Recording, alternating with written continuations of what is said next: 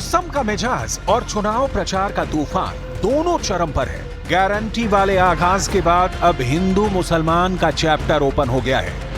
प्रधानमंत्री नरेंद्र मोदी ने कांग्रेस की उस नस को दबा दिया है जो तुष्टीकरण की तुला पर मुस्लिमों को खड़ा कर वोट की चोट से सरकार बदलने के लिए हाथ बदलेगा हालात वाला नारा लगा रही है।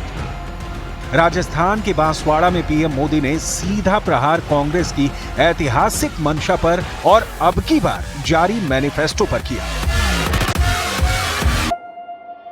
और पहले जब उनकी सरकार थी उन्होंने कहा था कि देश की संपत्ति पर पहला अधिकार मुसलमानों का है। इसका मतलब ये संपत्ति इकट्ठी करके किसको बांटेंगे?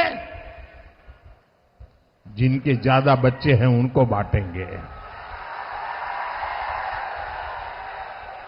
घुसपैठियों को बांटेंगे। मैसेज लाउड एंड क्लियर है, कहीं कोई शक सुबह की गुंजाइश नहीं। कांग्रेस सरकार में आई तो देश में क्या होगा, हिंदू कहां खड़े होंगे, मुसलमान को क्या मिलेगा। पीएम मोदी ने कांग्रेस की चुनावी किताब का पन्ना पन्ना जनता को पढ़कर सुनाया।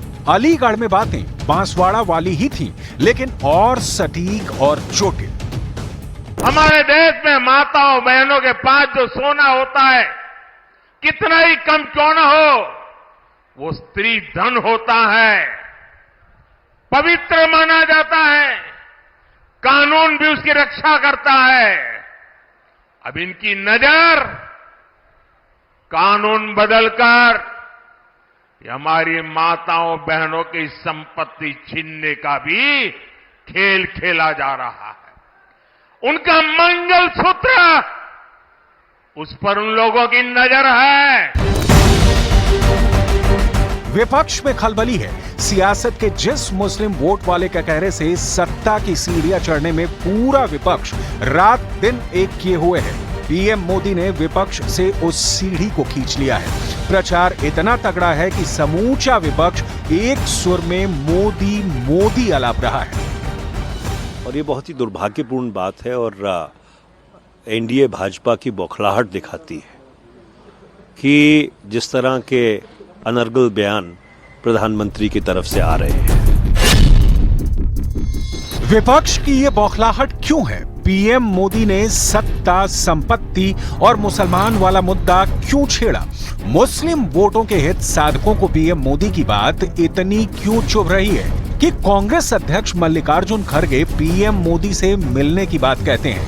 कांग्रेस नेता चुनाव आयोग भी पहुंचते हैं। Election should fight with harmonious mindset. That should begin from the Prime Minister itself, because Prime Ministership is the big position in this country, constitutional position.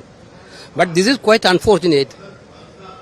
He is lying everything. He is misquoting, entirely misquoting the Congress manifesto.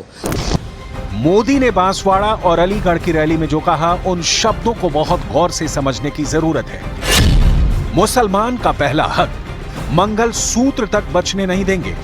2 मकान हुए तो दूसरा सरकार छीन लेगी। PM Modi ने urban नक्सल का नाम भी लिया और यह भी कहा कि कांग्रेस की सरकार बनी तो आपकी संपत्ति को सरकार कब्जे में लेकर बांट देगी। और बांटेगी किसमें? घुसपैठियों के बीच। जिसके ज्यादा बच्चे हैं उनके बीच। हिंदू मुसलमानों का यही अध्याय है जो हिंदुस्तान में पार्टियों का मुकद्दर तय करती है। ये ध्रुवीकरण के सूरमा भी जानते हैं और तुष्टीकरण के अलंबरदार भी। लिहाजा हिंदू मुसलमान का मुद्दा छिड़ा है तो इसके दूर तक जाने की गारंटी है।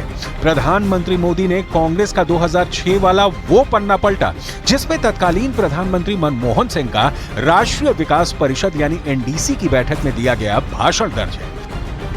We will have to devise innovative plans to ensure that minorities, particularly the Muslim minority, are empowered to share equitably in the fruits of development.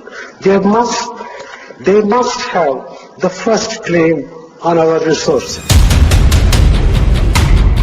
Congress का दावा है कि उसके घोषणा पत्र में हिंदू मुसलमान का कहीं जिक्र नहीं है, लेकिन पूर्व प्रधानमंत्री मनमोहन सिंह के बयान से कांग्रेस किनारा कैसे करेगी? ये दलील बेतुकी लगती है कि मनमोहन सिंह ने भाषण में मुसलमानों का पहला हक नहीं, पहला दावा की बात कही थी। विपक्ष की एकता पहले ईंट दर ईंट टूटी, अब दीवार दर दीवार ढह रही है। ताजा उदाहरण शिवसेना उद्धव गुट के नेता संजय राउत का है, जिन्हें उद्धव ठाकरे में भावी प्रधानमंत्री की छवि अचानक प्रकट होती दिख रही है। लेकिन यहाँ मुद्दा इंडिया गठबंधन की टूट का नहीं, हिंदू मुसलमान का है, जो मतदान के पहले चरण में राम मंदिर, अनुच्छेद 370, विकास और गारंटी के पाए पर टिका था, लेकिन दूसरे चरण में उसका विस्तार हिंदू मुसलमान तक हो चुका है। सवाल है कि चुनाव में हिंदू मुसलमान की जरूरत क्यों पड़ी? इसके कारण बहुत स्पष्ट हैं। कांग्रेस और बीजेपी सांप्रदायिक ध्रुवीकरण और मुसलमानों के तुष्टीकरण पर आकर ही टिकती रही हैं। कांग्रेस की कोशिश प्रधानमंत्री नरेंद्र मोदी को टारगेट कर उनकी लोकप्रियता को काउंटर करना है।